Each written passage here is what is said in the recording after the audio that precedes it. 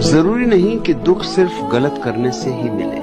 कभी कभी दुख तब भी मिलता है जब तुम हद से ज्यादा अच्छे बन जाते हो, क्योंकि दुनिया अच्छाई को सम्मान नहीं अक्सर आदत बना लेती है। तुम देते रहते हो, समझते हो लोग समझेंगे, पर लोग बस इस्तेमाल करना सीख जाते हैं। याद रखना, अच्छा बनो, लेकिन इतना नहीं कि खुद को ही खो दो।